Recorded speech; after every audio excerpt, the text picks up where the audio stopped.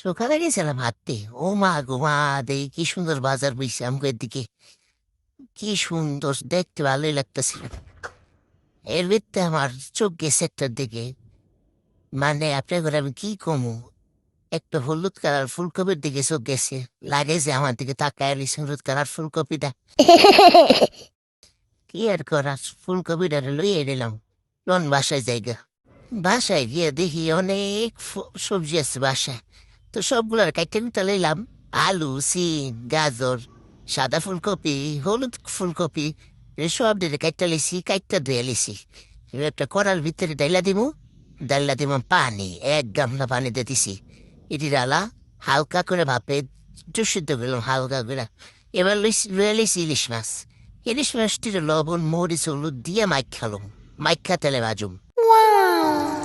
মাছে দেখুন কি সেট করে উঠতে আছে বাবা রে বাবা, কত উঠতে আছে ইলিশ মাছে। লন, এবার সিদ্ধ করে শাকসবজিটি লাইক ডালে। এ দেখেন সব হলো সিদ্ধ করে শাকসবজি। উরে বাবা, দেখতে যে কি সুন্দর লাগতাছে, কালারিং কালারিং। এবার কড়াইটাতে লইছি ধুইয়া মুইয়া। এবার দিছি তেল। এবার দিয়ে তুমি পেঁয়াজ আর কাঁচামরিচ এদের ভালো করে ভাজা ভাজা করুন ইচ্ছা মতো। ভাজা শেষ। এবার দিব আদা রসুন বাড়া। আদা রসুন বাড়া দিব 2 টেবিল চামচ। এবার একটু ভুটানাটা কইরা হলুদ মরিচ লবণ দিয়া আরো ভালো ভুটানাটা করুন। এবার হালকা দিলাম আমার মাছের মশলা। এবার দিয়ে শাকসবজি সব ডেলা দিন, সরি কয়েছি টুকু, সব শাক না সবজি। আচ্ছা গেল। এবার লাড়াচাড়া করবো। লাড়াচাড়া পিরা এটারে আমরা কষামো, ইচ্ছা মতো কষামো। কষানোর পরে আমরা পানি দিব লন। আপনি আরো হোমেন পানি দিয়ে দিবেন, দিয়া আপনার যেন সাঁতার কাটতে পারেন এমন ভাবে পানি দিবেন। দিয়ে লাইলাম। এবার একটু পরে দিয়ে দিব আমরা টমেটো, টুকরা করে টমেটো কাইটা লিছি লাল লাল, এটার উপরে দিয়ে দেব।